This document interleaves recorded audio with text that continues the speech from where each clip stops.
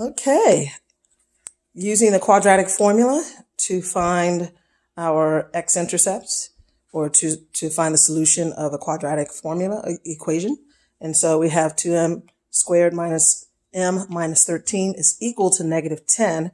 We know that we're going to use this formula, the quadratic formula, which is x is equal to negative b plus or minus radical b squared minus 4 times a times c all over 2 times a. We know we're going to use that, but before we can do that, we must place this quadratic equation into standard form, and we have to do that by adding 10 to both sides.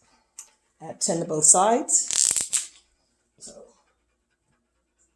plus 10 plus 10, that gives us 2m squared minus 7m minus 3 is equal to 0. And so now this equation is in standard form. Therefore, we can identify the a, the b, and the c. So our a is 2, b is negative 7, and our constant, or c, is negative 3. Okay, next step is to use that quadratic formula. So x is going to be equal to, x is equal to negative b plus or minus radical b squared minus 4 times a times c, all over 2 times a. Give you a few minutes to take a few seconds. You can pause the video and show your substitutions.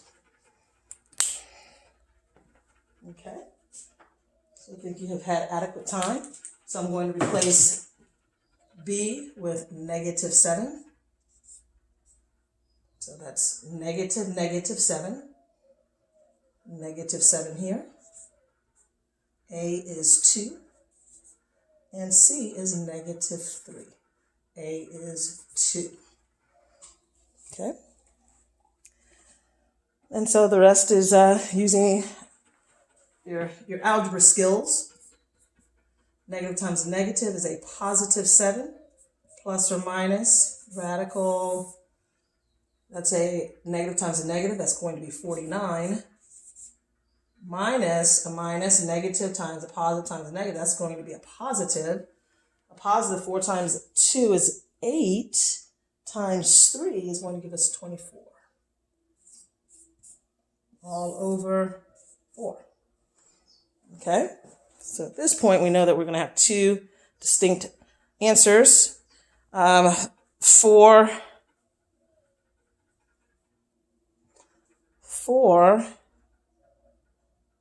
times 49, times 40, the sum of 49 and 24 gives us 73.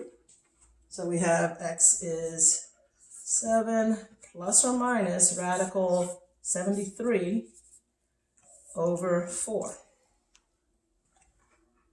And let's see. And so we can break this answer into two distinct answers. We see that we have, this could be x is 7 plus radical 73 over 4 and 7 minus 73, radical 73 over 4. So we can just break that into two distinct answers if you choose.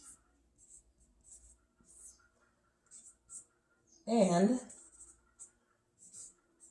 minus radical 73 over 4. Okay, so we have two distinct answers. And so what we're saying is that if we were to graph this this parabolic function, it would be a positive crossing negative 3. This parabolic function is doing something like this.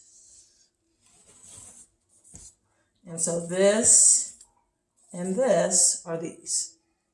So this would be this one, and this one over here could be that one. Okay?